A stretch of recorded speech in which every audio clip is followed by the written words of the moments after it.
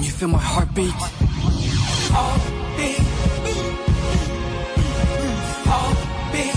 네가 짓밟고 떠난 심장이 아직도 뛰고 있어. 그것도 너를 향해. 잊으려고 아무리 노력해봐도 새로운 사람들을 아무리 만나봐도 계속 다시 또 다시 돌아서면 왜 이 생각만 나는지. Assalamualaikum dan salam sejahtera kepada semua pelajar SMK Sebuyau. Jadi hari ini cikgu nak buat penerangan tentang cara untuk membuat pemboleh ubah. Okey, seperti yang kita tahu, pemboleh ubah adalah jantung kepada soalan bahagian A. Okey, dan soalan 11. Jadi apabila kamu jumpa soalan eksperimen, kamu kena cari jantung dia dulu. Okey, samalah macam kita manusia, kita perlukan jantung untuk hidup. Samalah macam soalan bahagian A dengan soalan nombor 11. Jadi apabila kamu dah jumpa pemboleh ubah, kamu akan dapat lebih mudah untuk menjawab soalan berikutlah. Okey, so untuk video kali ini, cikgu akan terangkan pelbagai cara yang kita boleh guna untuk mencari pemboleh ubah yang diminta. Okey, so dalam soalan, walaupun pemboleh ubahnya tak diminta, tapi tolong cari terlebih dahulu pemboleh ubah. Sebabnya semua benda yang ditanya, hampir semualah benda yang ditanya di bahagian A akan memerlukan pemboleh ubah sebagai rujukannya. Okey, so hari ini kita sentuh kepada pemboleh ubah sahaja. Okey, so ini adalah slide yang cikgu ambil daripada Cikgu Muhammad Raimi bin Rahim. Terima kasih cikgu ya. Cikgu ni adalah JU Kebangsaan untuk sains KSSM. Okey, jadi beliau adalah orang yang bertanggungjawab untuk menggubal soalan lah. Okey, so banyak jugalah pencapaian Cikgu Raimi ni. So korang yang berminat bolehlah join dia punya Telegram. Dia ada Telegram dia. Cikgu pun akan share slide ni. So korang boleh tengok contoh-contoh yang Cikgu Raimi dah sediakan. Okey, so kita tengok. Okey, untuk pemboleh ubah, kita ada 3 jenis pemboleh ubah. Yang pertama, kita ada dimanipulasi, bergerak balas dan dimalarkan. Tengok dekat sini dia dah cakap.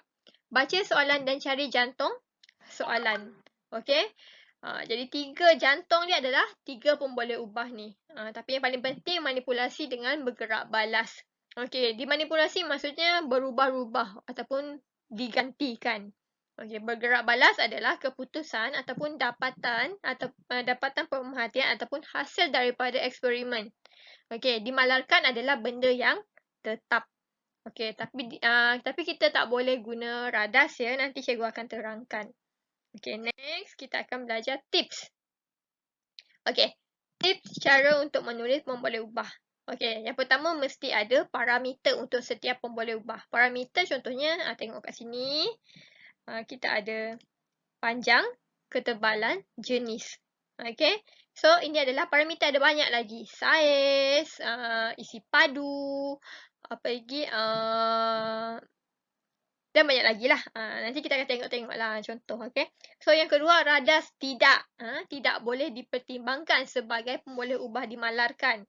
Okay, contohnya kelalangkon. Tak boleh lah guna kelalangkon.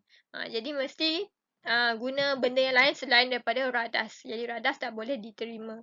Okay. Radas adalah benda yang kita dapat daripada yang ada dalam makmal lah. Okay, tak boleh. Okay. Okay, next. Okay, untuk contoh yang kedua, okay, tengok parameter yang dia bagi adalah isi padu, saiz, diameter, jenis. Yang ni adalah parameter. Okay, tambah bahan. Apa bahan dia. Okay, lepas tu contoh 3, parameter dia isi padu. Tengok isi padu dia berbeza kan. Parameter, isi padu dia sama kan. A dengan B sama isi padu. Jadi, isi padu, bahan ataupun isi padu, kultur bakteria. Okay, so yang ni adalah contoh penulisan pemboleh ubah. Cikgu Raimi dah senaraikan ataupun dia dah pecahkan kepada apa yang selalu ditanya ataupun apa yang selalu disoal dalam exam. So, kamu boleh baca Nanti bila kamu jawab, kamu boleh tak ingat-ingat apa je yang ni kalau yeast, kehadiran yeast. Macam tu lah. Okay, so yang ni dah lengkap lah. Ada parameter dan ada bahannya. Okay, so berpejam macam mana, cecair macam mana, gas macam mana. Ini adalah contoh dia lah supaya dapat memberikan kamu idea untuk menjawab. Okay, next. Okay, cara mendapatkan pemboleh ubah. Kita ada 4 cara. Yang pertama daripada graf. Okay. Yang kedua daripada gambar rajah yang diberi dalam soalan. Yang ketiga daripada jadual. Dan yang keempat daripada penyataan soalan. Okay, so kita tengok satu persatu. Okay, kita tengok pada nombor 1. Graf. Okay, yang berdiri tegak ni adalah PB. Okay, apa-apa yang berdiri tegak, itu adalah PB. Jadi cara yang pertama adalah kamu tengok daripada graf. Yang berdiri tegak adalah PB. Okey. Baring, yang baring ni adalah PM. Jadi salin sahaja. Kalau perlu tambah parameter, tambah parameter. Kalau tak perlu, salin je. Jadi tengoklah kesesuaiannya. Tapi nak tahu PB diri, PM baring. Jadi senang je. Jadi apabila kamu jumpa soalan yang ada graf, dah ada jawapannya dalam graf. Okey, so tinggal nak salin ataupun nak ubah sesuai sikit je. Okey. Lepas tu nombor 2 caranya daripada gambar rajah. Okey, sekarang gambar rajah kita tengok. Okey. Yang pertama PM, benda yang berbeza kan. Untuk yang pertama kita guna asid sulfurik cair. Untuk yang kedua kita guna larutan gula. Jadi benda yang kita guna ni kita boleh jawab sama ada jenis larutan ataupun kamu boleh salin asid sulfurik cair dan larutan gula. Untuk PM-nya. Cara jawabnya, okey, sama ada kamu buat, kamu gabungkan dengan menggunakan perkataan PM-nya sebagai jenis larutan ataupun kamu salin balik 1, 2 ni. Asid sulfurik cair dan larutan gula. Okey. Jadi PB adalah hasil. Okey, salah satu tip macam mana kita nak cari PB kalau berdasarkan gambar adalah kamu tengok apa alat yang digunakan untuk mengukur. Okey. Jadi kita ada pelbagai alat untuk mengukur. Contohnya kita ada cikgu contohnya, alat untuk mengukur kita ada pembaris.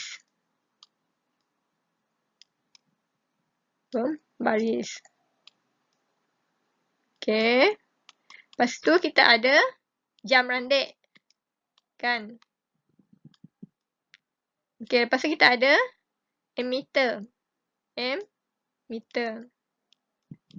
Okey, satu lagi kita ada termometer. Okey, pembaris biasa kita ukur panjang ataupun ketinggian. Jam biasanya masa. Ammeter untuk arus elektrik, termometer untuk suhu. Jadi hasil daripada eksperimen yang kita tengok ni, daripada alat pengukur ni, kita dah dapat dia punya PB. PB. Okey, so apabila eksperimen dia ada bagi alat pengukur, itu adalah hasil daripada alat pengukur tu adalah PB.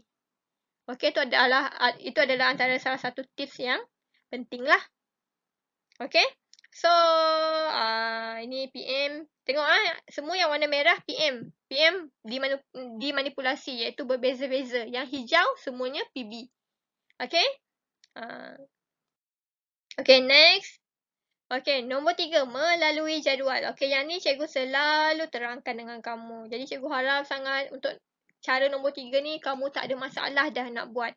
Daripada jadual. Paling senang kalau jumpa jadual, kita tahu PM dekat depan, PB dekat belakang. Okey? Ataupun kalau dia bagi jadual macam nombor 2, atas mesti PM, bawah mesti PB. Sebab apa? PM paling biasanya PM ni orang yang tinggi kan dalam negara kita. PM kita ikut apa yang dikata oleh PM. Jadi PM mesti kat depan. PM mesti kat depan. PB tu pembantu dia lah kan. Jadi PM macam tu nak ingat dia. Ingat yang kat depan mesti PM. Lepas tu yang sentiasa follow PM adalah PB, pembantunya. Okey, nombor 4 daripada penyataan masalah ataupun daripada tujuan eksperimen kita. Kita bacalah soalan. Dekat soalan tu dia kadang-kadang dia ada bagi tujuan. Dia memang akan ada bagi tujuan. Jadi dekat depan, okey. Caranya macam ni, ada 2 cara. Okey. Kalau soalan tulis untuk menyiasat. ataupun untuk mengkaji. Jadi ingat, PB dekat depan, PM dekat belakang. Okey, hati-hati nombor 4 ni dia agak tricky sikit. Jadi kalau kamu nak buat, pastikan kamu kena alert betul-betul ataupun faham betul-betul cara yang kamu gunakan untuk cari nombor 4, penyataan masalah. Okey, untuk kelas belakang cikgu tak galakkan sangat untuk guna penyataan masalah sebabnya cikgu takut kamu salah. Okey, sebabnya ada perbezaan. Kalau perkataan menyiasat, jadi PB dekat depan, dekat belakang PM. Kalau mengkaji kesan, ada perkataan kesan. Okay. Mengkaji kesan, ada perkataan kesan kat sini. Jadi, terbalik dah. PM dekat depan terhadap PB. Okay, boleh? Jadi, kalau ni mesti perkataan bagi dekat sini. Kalau kesan terhadap ataupun ke atas. Macam tu. Jadi nombor 4 agak tricky. Cikgu kalau boleh kita kurangkan guna untuk nombor 4 lah. Kita try guna 1 sampai 3 ni pun cara 1 sampai 3. Okay. Lepas tu kita cuba ni cikgu dah bagi jawapan dah ni. Tapi tak apa, kita tengok sama-sama. Okay, untuk yang pertama, pemboleh ubah dimanipulasi, iaitu apa yang berbeza. Yang ni adalah cara yang kedua daripada gambar rajah. Gambar rajah ni dah bagi. Okey, gambar rajah pertama kita tengok daripada jarak kanta, jarak objek daripada kanta. Untuk A ni, untuk 2 Roman 1, jaraknya jauh.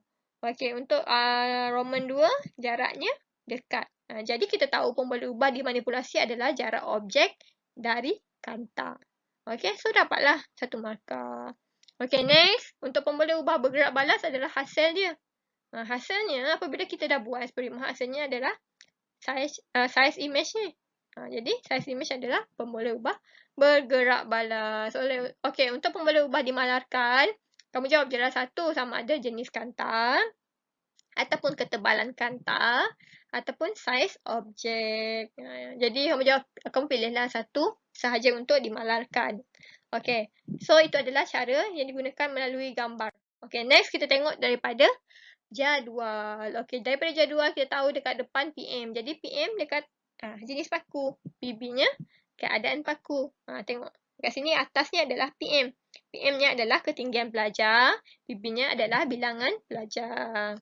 Okey, next daripada jadual. Okey. So kita tahu yang berdiri adalah PB, yang baring ni adalah PM. Jadi PB-nya adalah suhu, PM adalah masa. Okey, tengok yang ni pula sama juga, cuma graf yang berbeza. Okey, untuk PB bilangan murid, PM adalah jisim murid. Senang sangat untuk PB, pemboleh ubah. Okey, so hati-hati. Sebabnya kita KSSM, kita ada bab untuk kadar tindak balas kan. Apabila kadar tindak balas, memang akan ada graf macam ni. Graf yang ada 2. Jadi, kita tak boleh guna cara yang kita guna tadi untuk buat graf. Okey. So, caranya, PB masih sama dekat atas. Tapi PM kita tak boleh guna PM yang di bawah ni. Masa bukan PM dia. Jadi, masa kena ambil dekat sini. Graf kat sini apa? X dia apa? 25 cm adalah jarak. So, jarak mentol. Okay? So, hati-hati. Kalau dia 1 je, dekat sini adalah PM. Sini PB. Tapi kalau ada 2, ambil bacaan yang ada dekat graf ni. Bukan dekat bawah ni. Okay? Boleh? Okay, next. Okay, so jejak yang akan cikgu terangkan pada hari tu. Jadi cikgu harap awak faham. Setelah cikgu akan share dalam grup. So tolong kuasai betul-betul untuk pemboleh ubah. Okay. So cikgu akan bagi soalan dan tolong jawab soalan berpandukan dengan cara yang kita dah belajar. Okay. Bye.